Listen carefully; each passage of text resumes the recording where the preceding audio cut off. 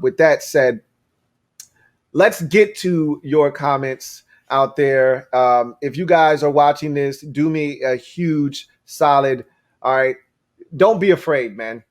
Touch the like button. All right. Subscribe to the Louie T Network for more great content.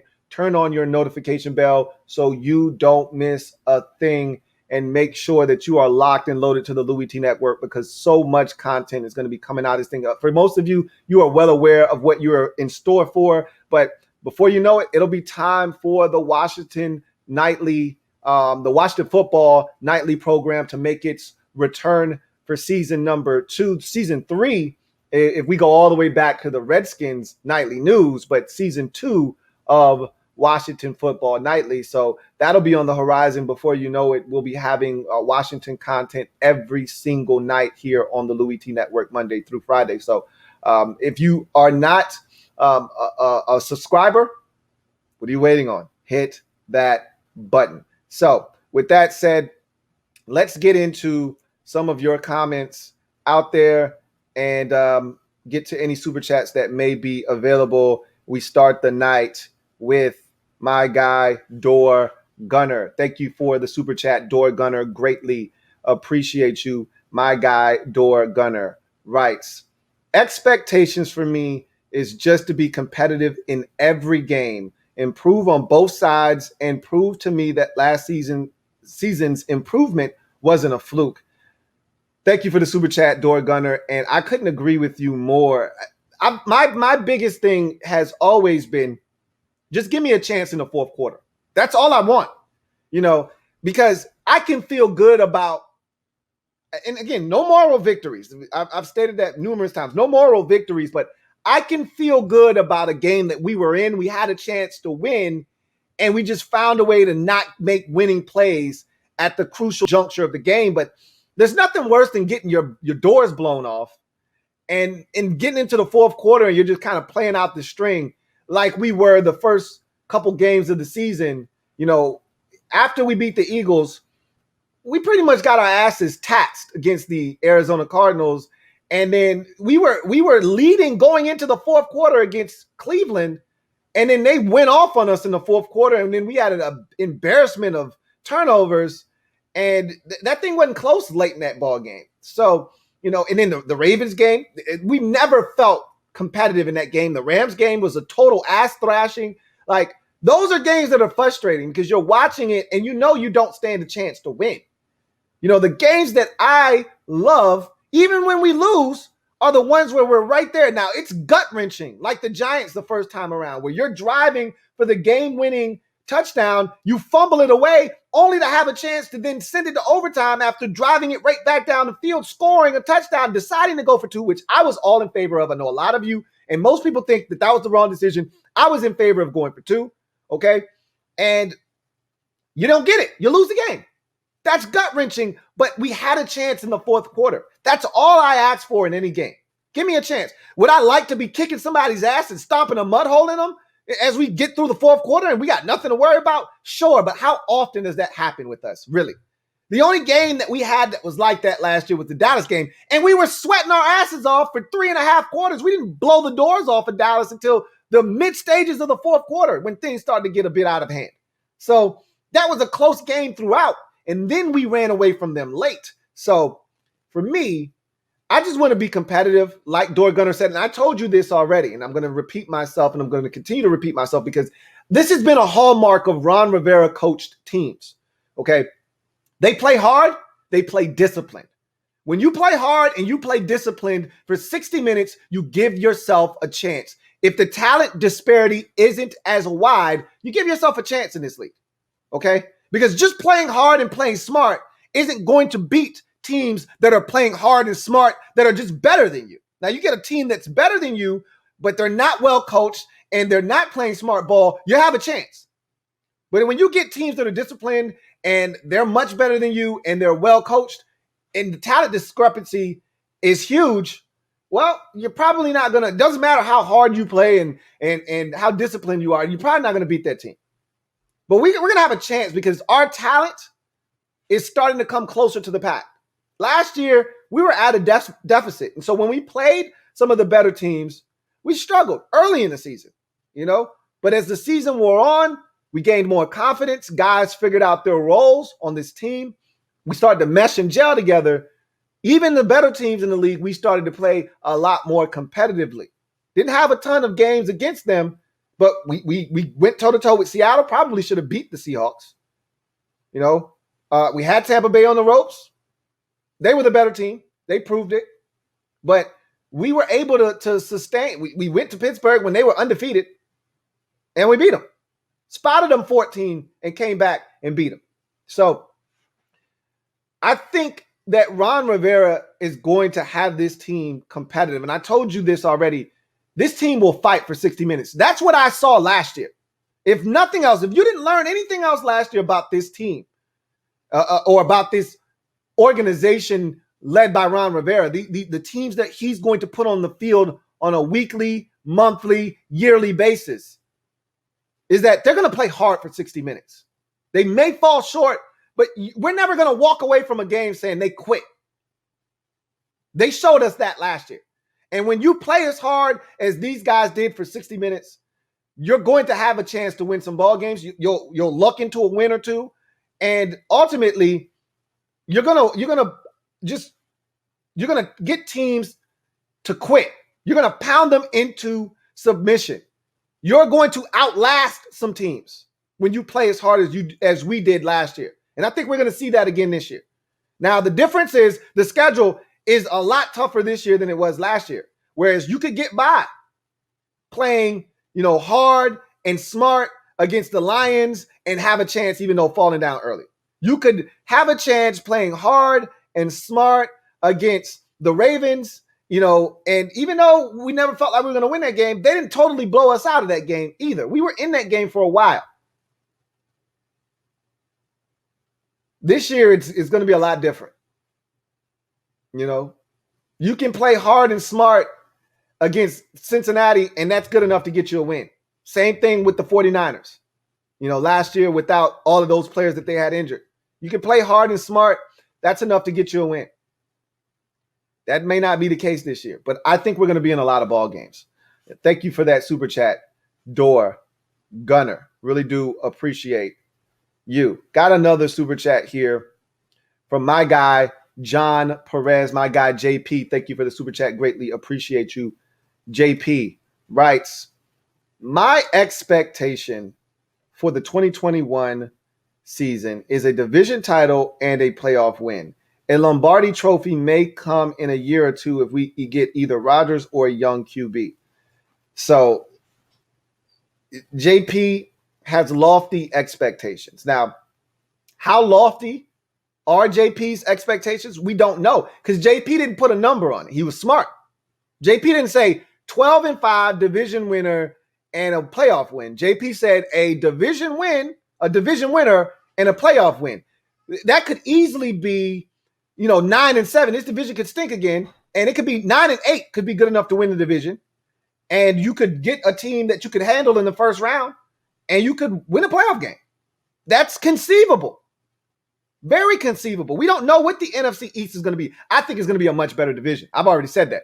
I think the Giants have vastly improved their roster. I think they're a much better team than people are giving them credit for. They're scary and dangerous. And you know what Dallas is. They got Dak Prescott back. That automatically gives them a chance. And everybody wants to talk about how bad their defense is. Yeah, it was atrocious last year. They're not being coached by Mike Nolan anymore, okay? They have a real defensive coordinator now, do the Dallas Cowboys. Can he fix everything in 1 year? No, he cannot. But he's going to come in there and give them a shot on defense. They're not going to be as terrible as they were defensively last year. And so I think the Cowboys have vastly improved as well. So I think this division isn't going to be won at 9-8. If you're going to win the division as JP has predicted, you're probably going to have to win 10 or 11 games, more likely than not. Maybe even 12, depending on how good the other teams are in the division. That said, JP didn't put a number on it. He said division winner and a playoff victory. I would love to advance to the second round of the postseason, but you know what I really just want to do at this point? I just want to get to the playoffs in back-to-back seasons. That's a milestone in itself. When's the last time Washington has been to the postseason in back-to-back years? You have to go all the way back to the early 90s with Joe Gibbs 1.0. for the last time Washington made the postseason in back-to-back years. Gibbs 2.0 didn't do that. Shanahan didn't do that. Obviously, he only made it to the postseason once. And Gruden didn't do that. Okay. He only made it to the postseason twice, and they were spread out. So, or take that back. He only made it to the postseason once, and that was 2015. So, we haven't done it since 91, 92. 91 won the Super Bowl. 92 Gibbs' last season in Washington, we made it to the postseason. Think about that wrap that around your brains for a second. Let that marinate. Taste that for a second. That tastes disgusting. The fact that I'm sitting here and telling you it's been essentially 30 years. 30 whole years, 3 whole decades, essentially 28 years since Washington has gone to the postseason in back-to-back seasons. Are you kidding me? So at this point, I would love to talk about getting a playoff win. How about we just get to the postseason again and make it 2 in a row? Whether we win the division or we get in as a wild card, honestly, I could care less. I just want to get in. I would prefer, obviously, to win the division, get a home playoff game with fans in the stands. That is the preference. But you know what? I just want to get in. Damn it. I just want to get in. When they shut the doors to the dance and security starts to close the doors and lock them up, say nobody else is getting in, I want to already be in with my ticket in my pocket and ready to have a good time. Don't know how long I'm staying at the dance. You know, my parents might say, hey, be back out here in 30 minutes. Hey, I just got here. We got shit to do. Somebody might bounce us in the first round like we got bounced last year. You're not staying long. Go say hi to your friends. Maybe dance on a song or two. Get you a cup of punch and meet me outside in the front where I dropped you off at. Or your parents can say, hey, we'll be back later. Have a great time. Call me when you're ready. I would prefer that scenario. But look, I just want to go to the dance, man. I'm with you, JP. I don't know about a playoff win, but I would like to get there. And you want to win the division. You want a home playoff game. You want to win a game. That's all fine and dandy. That's the next step. If we're talking progression with this team, that's the next step. The next step is, okay, we made the playoffs last year. We know what it feels like. We're a young team. We're hungry. We got playoff experience. This is why I told you guys it was important to win last year. A lot of you, I don't want to win. I don't want to go to the playoffs. We're going to lose draft standing. It's stupid. This is why it's important. Those guys needed to taste playoff success. They needed to know what it felt like to play in a winner-takes-all type of ballgame. When we had a bunch of those, Week 17 versus the Eagles, the playoff game, some of those games late in the season, we had to have those. We had to have that game in San Francisco. You can't try to make the postseason and lose to the 49ers. Not in the state that they were in last year, not with the Giants currently leading the division at the time. You couldn't afford to go to San Francisco and lose to the Nick Mullins-led San Francisco 49ers. That was a win, or you trying to go home ball game. And the defense said, hey, we got this one. Watch out, offense. We got this one. That was the game that gave us a division lead for good. You lose that game, and the Giants probably ultimately walk away with this division. So we had a bunch of games that were big-time, gotta-have-it type of ball games. And we got 2 out of 3 of them.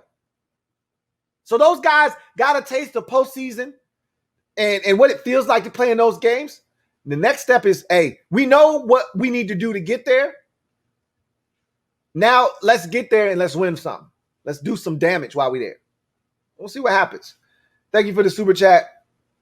JP, greatly appreciate you. Got another super chat. This one is from Metaphor. Thank you for the super chat, Metaphor. Greatly appreciate you.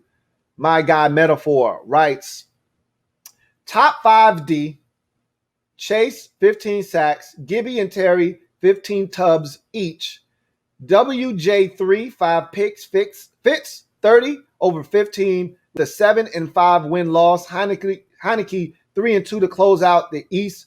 Total win-loss, 10-7 and a wild card. Okay, so Metaphor pretty much broke it all down for us here with his prediction on what he thinks is going to happen this year. So his first thing is the defense is top 5 in the league. That's not hard to imagine. Only thing I will say is that with the schedule we have, it'll be a lot tougher to be able to amass a top 5D, unlike last year where we had a bunch of teams you could get fat off of. The difference is you're playing against the creme de la creme at the quarterback position. That said, we were a top 5 defense last year. So it's not hard to fathom us being a top 5 defense, but this is that prove it year. Okay, last year, right now, for all intents and purposes, was a fluke. And like my guy Door Gunner said, he wants to be in every ball game, essentially, be competitive, and prove that last year wasn't a fluke. Well, keep in mind, last year was 7-9. Maybe last year wasn't a fluke. Maybe we are a 7-9, 7-10, 8-9 type of ball club. Maybe that's who we are right now. Maybe last year wasn't a fluke, and that's who we are. I want to prove that we last year was a stepping stone season, and we're ready to take the next step. That's what this season is about. And we're going to find, like I said, I've said this already, say it again, we're going to find out a lot about this team, not just the defense. We're going to find out a hell of a lot about the defense. We think they're good. We're going to find out just how good they really are this year. But we're going to find out a lot about this team this year because we play some good teams. We're going to be in some tough spots. At Green Bay, home for Kansas City early in the season. At Denver is not going to be an easy game by any stretch of the imagination. And the list goes on and on and on.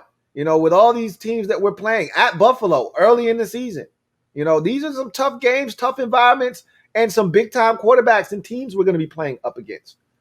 So we're going to find out a lot about this team. But he says top 5 defense. Chase Young, 15 sacks. He essentially doubled Chase Young's sack total from his rookie season. He had 7.5 as a rookie. He's doubling that and getting him to 15. That's not far-fetched either. I talked about some of the guys on the list that are elite pass rushers in this league and what their first year looked like and what that second year looked like. I talked about J.J. Watt's first year, and it's 5.5, and his second year being 20 sacks. I talked about Khalil Mack's first year being 4.5 sacks, and his second season being like 15 sacks. So you see these monumental leaps and jumps in production in year number 2.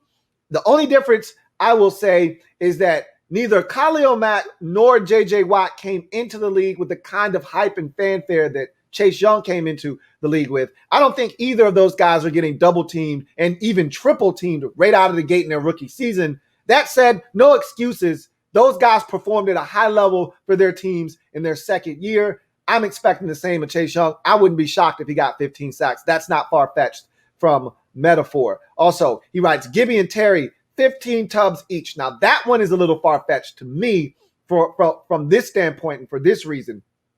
I can see Gibby getting 15 easy. He damn near had it last year in his rookie season. So I'm not worried about Gibby. He'll get his. Terry is the one I'm concerned about because Terry doesn't find the end zone a ton. Now, a lot of you are going to say, you're going to point right to the quarterback. Well, Terry's open. They're not getting him the football. Terry hasn't had a ton of opportunities. If he had better quarterbacks, he'd be scoring touchdowns all the time. You may be right about that. I'm just going off of past history. Terry hasn't been a high volume touchdown guy. So until I see one of those years from Terry where he's got 9, 10, 11 touches, it's hard for me to just jump to 15. Okay, that's a big number. You threw out 15 touchdowns like it's 7. Okay, 15 is an astronomical number for a wide receiver. Guys go 4 years in their career before they get 15 touchdowns total. And you're talking about doing it in 1 year? With all the weapons that we think we have on this team, you think Terry is going to amass 15 touchdowns? Now, you said Fitzpatrick is going to throw 30 of them.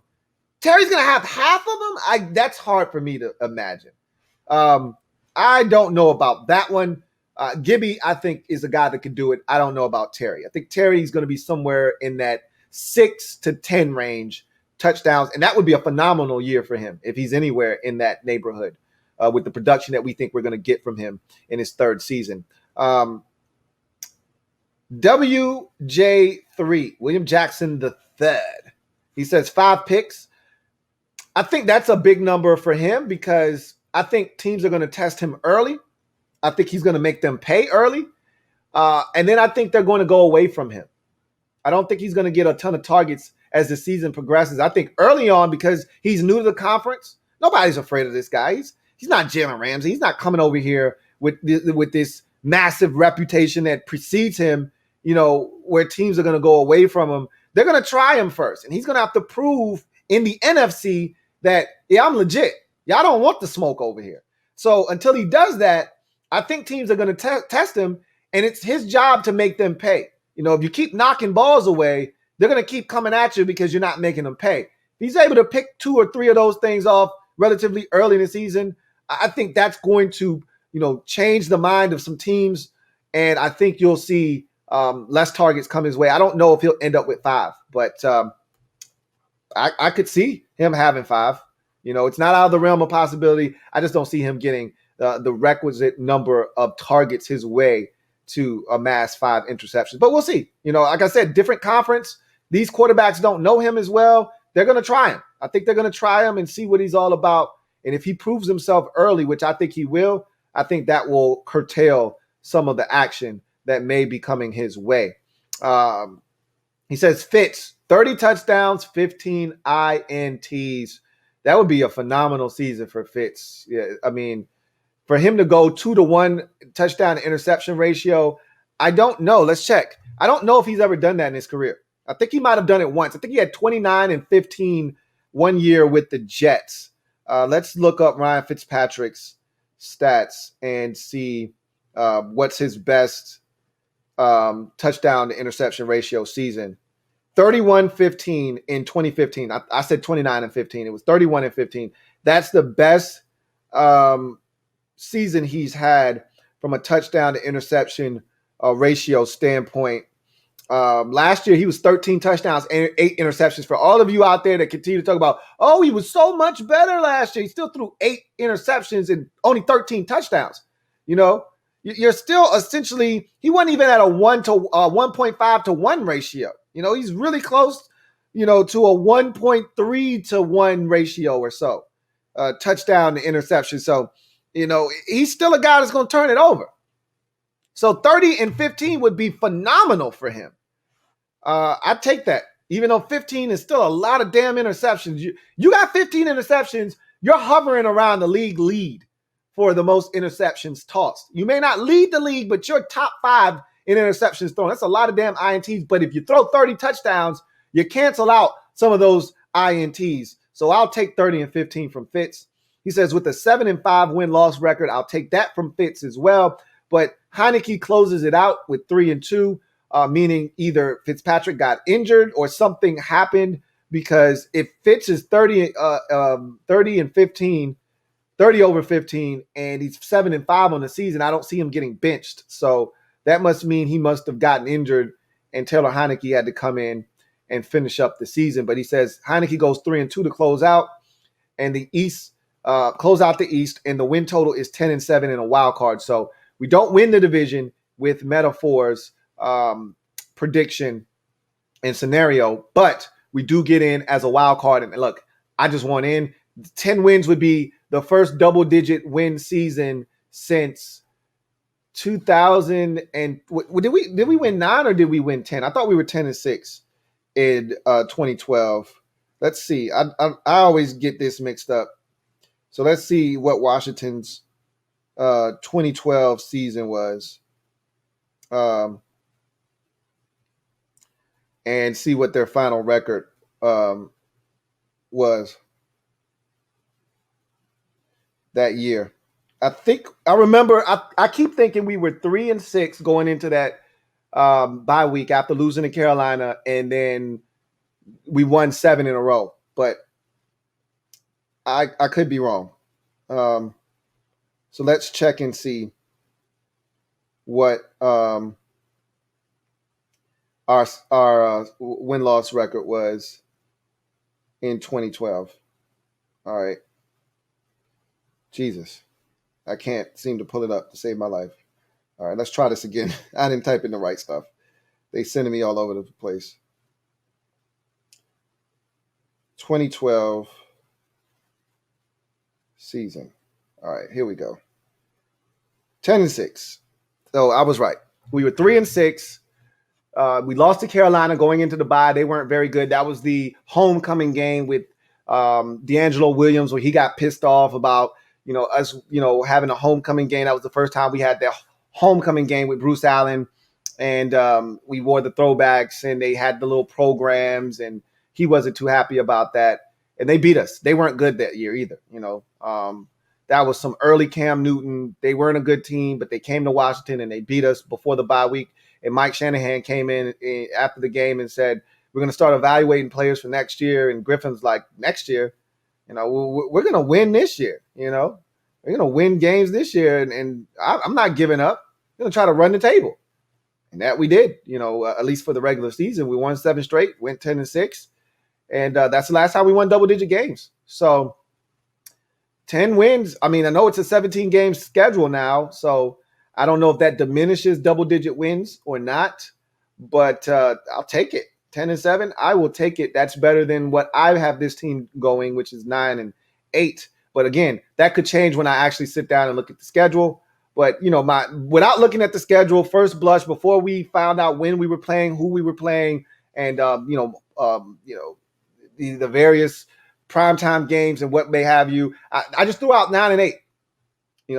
That's the next progression for me, 9-8, with the quarterback situation being what it is.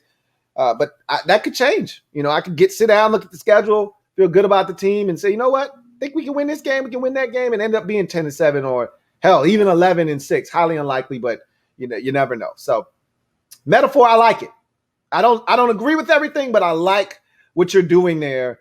The only things that stick out to me, Terry with 15 touchdowns, I don't see that. And 5 picks is a ton for William Jackson III. Not saying that he's not capable, but I don't think he's going to do that. But we will see. Louie T Network.